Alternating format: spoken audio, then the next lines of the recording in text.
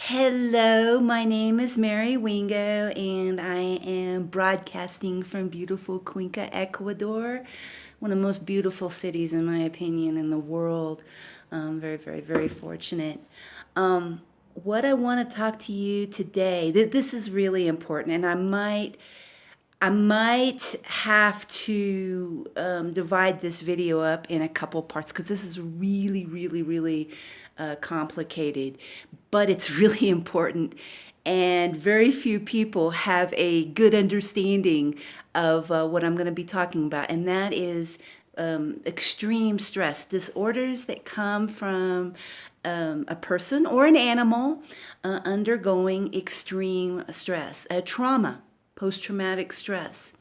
Um, it's probably one of the greatest mysteries in medicine right now, and of our society, because we have to look and we have to look at ourselves and understand why we act like we do in our modernized culture, because not everybody is like that. Okay, well, first off, let me define trauma. Trauma is the natural, understandable reaction that a person or animal, we'll just talk about people, okay, because we're interested in people, right? Undergoes in order to adapt to extreme circumstances. Now, these circumstances can be a one-off, like say, for instance, if you're a victim of rape or an assault, or it's just a one-off time. Okay. Now,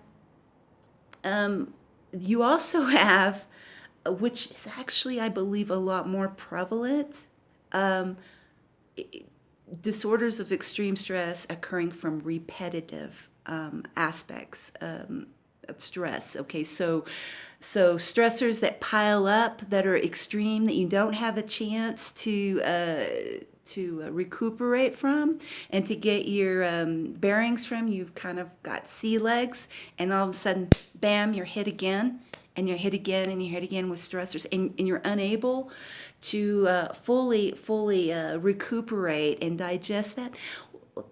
This is a lot more common, because usually disorders of extreme stress are not usually isolated to one incident, because we're pretty resilient folks, and a lot of times, when we're hit with really hard situations, if we have a good support group, we got good people around us, we're in good physical shape, we're not, we don't have, like, say, a chronic disease, like, say, for instance, diabetes. Very, very hard to adapt to highly stressful situations when your blood sugar's all over the place and you're already stressed, you're chemically stressed. So I will posit and say that the what we call complex PTSD, complex trauma, is probably a lot more common. This is really interesting stuff, and I know a lot of you guys can relate. Okay, so let me go over again what the definition of stress is. Stress is the rate of adjustment that we undergo in order to adapt to whatever the environment we happen to be in, whatever the environment that we're in that is throwing whatever at us. Okay, so we'll go back a little bit in history. And in the same country, except it was in the Galapagos, these islands called the Galapagos, about, I would say 175, 200 years ago almost, we had Charles Darwin, okay? And he noticed that in between the islands there were variations of, like the same animal, like different colors and different variations. And why is that? That is due to the stressors of the environment changing the actual biological expression. Okay, so if you've got different pressures from the environment, then you can have the same genes. I mean, you can have a million, say you have a lot of twins, okay, but if they, over a period of time, are exposed to various pressures of different environments, they're going to express their bodies different, okay? Now, Okay, to make a long story short, okay, I picked up, or I tried to anyway, where he left up. What are these mechanisms of adaptation? Well, that's our stress response, okay? So this is something that nature has given us. We don't want to eliminate our stress response because this is what makes us adapt and makes us be fully human, okay? Because we're not static, we're not robots. The environment changes, we change, our social environment changes, and we have to be able to we have to be able to adapt and change ourselves to fit the environment. So we're talking about those mechanisms. So we're making this I really want this to be easy for you. Now, there is something about modernized society, okay? And this is a dirty little secret, and believe me, all especially trauma researchers are freaking out. I mean, you have various trauma researchers like Van der Kolk, and I believe his name's Fratelli, and you've got a number of them that when you go to watch, various discussions they have, it's almost funny. It's almost dark humor. They're like, my gosh, with the data we have, with where we're going, okay, we're in big trouble. In fact, Dr. Van de Kolk actually used the F word. We're effed, and it's easy to see why.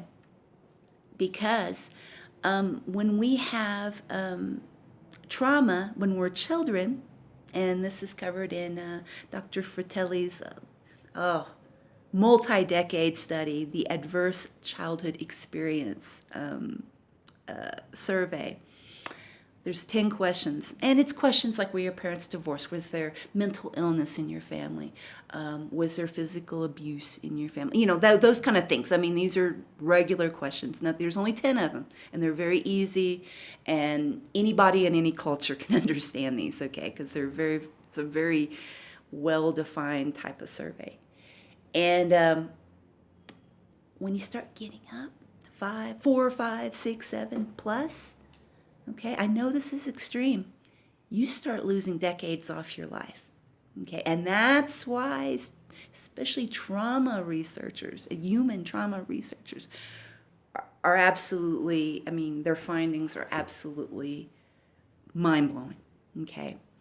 Because the more trauma you have as a child, and again, we're talking about repeated trauma, okay? When it's one time and you got, good family, good friends with you, a lot of times we can recover. Not always, but a lot of times we can. But when we're hit with the same demands for adjusting to a dysfunctional environment, okay, over and over, this truly messes up our development on a profound level. And as a matter of fact, there is all kinds of correlations with the more questions that are answered positive on this Adverse Childhood Experience survey. There is basically a parabolic increase of all kinds of problems, whether it's social problems like not being able to hold down jobs or keep marriages together, but also disease of many sorts, especially autoimmune, okay? And but many, many other types. The prevalence of infectious disease, your odds of getting tuberculosis, hepatitis.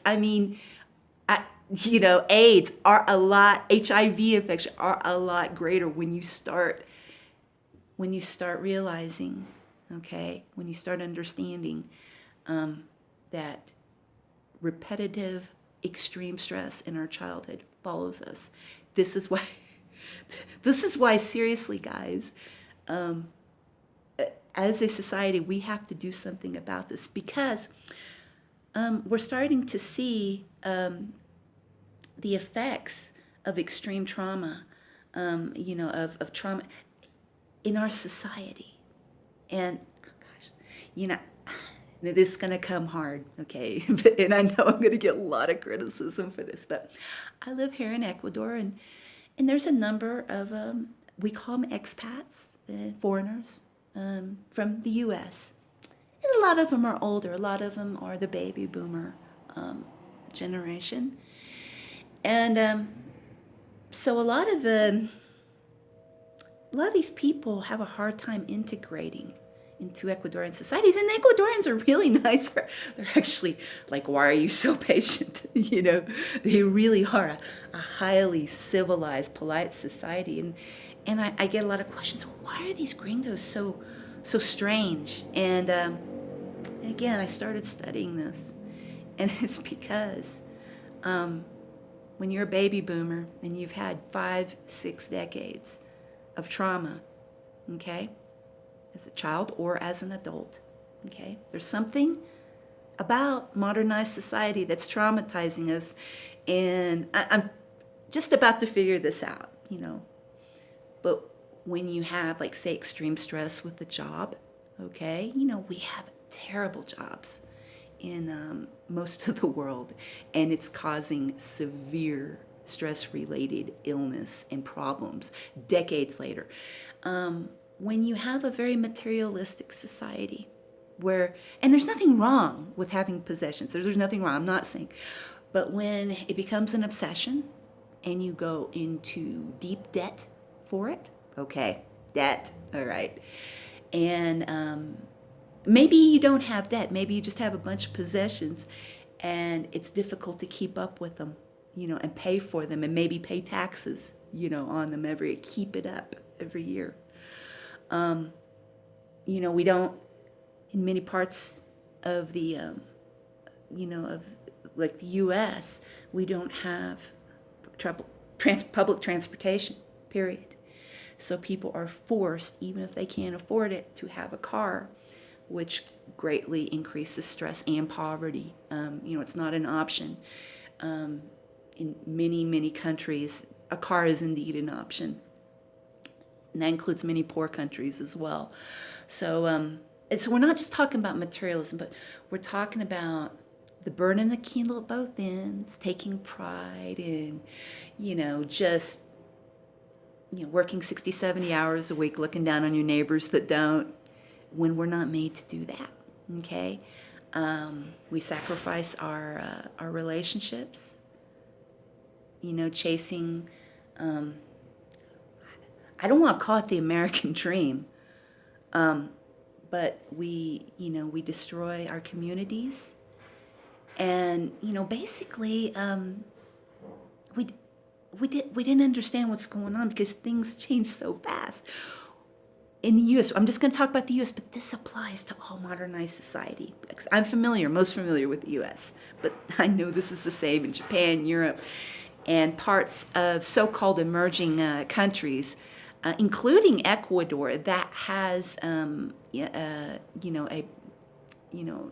solid, like, developing middle class, that has the ability to acquire debt and wealth and trappings of success, and as well as the stressful jobs. I mean, a stressful job is going to be a stressful job.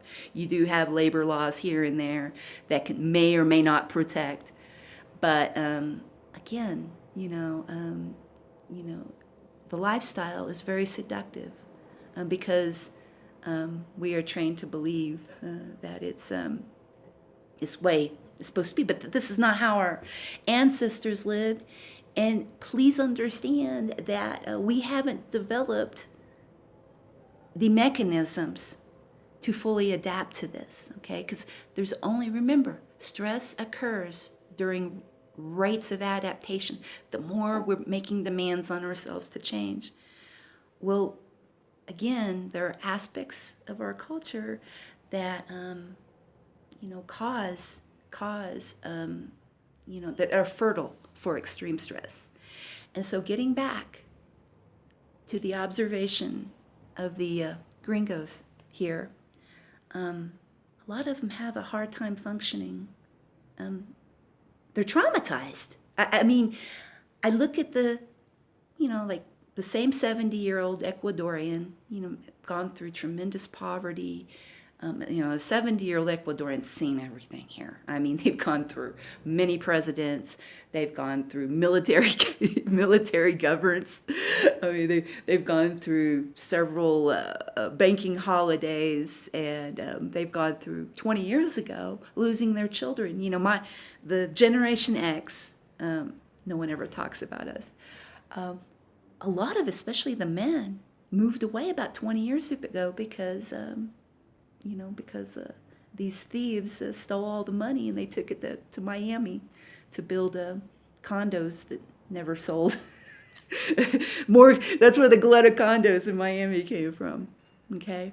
And so, people lost their families, children lost their fathers. I mean, we're talking a lot. We're around 1 million, and it's only like, we're probably talking about 10%. We're talking a huge part of the youth that left about 20 years ago, and a lot of them came back.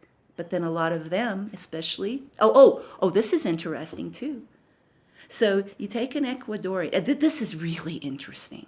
And this is one of these things that like no one really understands here, but they see their brother, their uncle, their son come back from maybe 15, 20 years in the U.S., and they're changed. They're traumatized. Got a lot of bad habits. They've got hard times.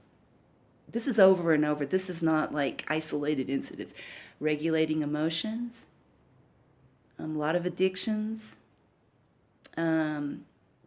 just outbursts, outbursts that are considered very unpolite in normal Ecuadorians. This is a very, very polite society. I love it. They act just like the gringos.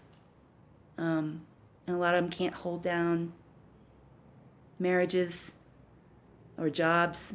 I mean, they're worn out, working 7 days a week for years and years and remember, one of the major stressors of a modernized society is being separated from your family, and especially if you're a man, being at the bottom of a social heap. Okay, so don't realize that immigrants. I mean, you have to understand how the life of an immigrant is. When you're a man and you're at the bottom of a social pile, it's an unequal society, and you're at the bottom. You might have a degree, you might have a business degree or be a scientist, but there's no jobs in your country, and then you go to the U.S. and you wash dishes, and so especially for men, being at the bottom of a totem pole will also cause. I mean, they're talking years and years and years. Okay, so you're talking chronic trauma, chronic stress. Okay, and you see it clearly. This isn't just isolated incidents. So you're seeing people. And I know this is gonna. Again, don't kill the messenger. Okay, but there's something about modernized culture, not just American, but it's very prevalent because I am American. I know how Americans think. We're traumatized. This is why we have so many stress. This is why we take so many drugs, guys. Do you realize how many drugs we take? I mean, like we take a huge. I mean, and we're talking including. We're not just talking high blood pressure medication and cholesterol, although medication or, sugar control, the various pills and injections for sugar control, which is endemic. We're talking also whatever affects the head, whether it's prescription, alcohol, other legal substances, or illegal. Okay? Think about this. Why do we want to check out? Why? Well, traumatized people want to check out. Okay, listen to me. Traumatized people want to check out of reality. Okay? So, it's not always a weakness of character. I mean, I got baby. But when you have an overwhelmingly stressful environment, and you have huge amounts of population wanting to check out. I mean, and again, we're not talking always chemical. How about gaming? How about just constantly being on the computer, social media? I mean, we're talking always. We're not talking like, you know, um, we're not talking like, an occasional. We're talking people that engage in whatever behaviors, whether it's shopping, drugs, sex, food. Oh, food. Oh, yeah. Look at the obesity rate. Okay? So, are you listening? This is interesting stuff, and I got a lot more. I guess I'm going to have to make 2 or 3 videos. Okay, so I'm going to need to wrap this up. I'll go on, okay? So, the one thing I want you to take home from this is that traumatized people dissociate, okay? And the dissociation comes when you're feeling so nervous and so miserable, you got to do something compulsive or addictive in order to kind of take yourself out of how miserable and uncomfortable or bored that you feel. Okay? This is common. Okay? I'm sure a lot of it, I know myself, of course, taken many, many years to resolve my own traumas. I've been there, and I'm a student of this as well. Okay? So it's kind of interesting resolving your own traumas when there's really, when the field has not advanced to resolving traumas and sort of you're putting together the pieces for yourself, but for the rest of humanity. So this is very advanced physiology. And I hope you understand that I try to take pride. I'm not always successful in explaining things clearly. If you do not understand something of what I'm speaking of, it's clear. If I'm going over your head, just drop me a note and I can clarify it.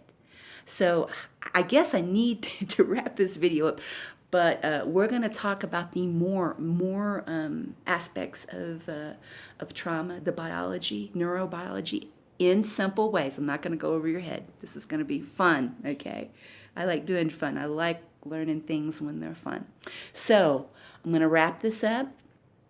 And again, in order to pay the bills, this is not cheap, okay, what I'm doing. This project is not cheap. In order to pay the bills, I want to offer, okay, my assistance to anybody who needs to get a hold, especially of their trauma and their stress. You can go to my website. I have got an amazing stress evaluation survey. It's still kind of in beta mode, so if you go ahead and take it, go to my website, go ahead and take it. It's the first of its kind, and it will tell you what your risks are at the end. So if you've got high risk for early death or development of social, physical problems. I mean, this is how it is, guys. I mean, this isn't fairy tale. This is the way life is structured. So, if you're having a little bit of help, you can come to me, okay? And I can get you taken care of. I've got a very busy schedule. I don't take very many clients, but we can get you on the list, get you fixed up. Okay, well that's it, and have a great day. I know I am, and we're going to continue this fascinating subject at a later time. Have a great day.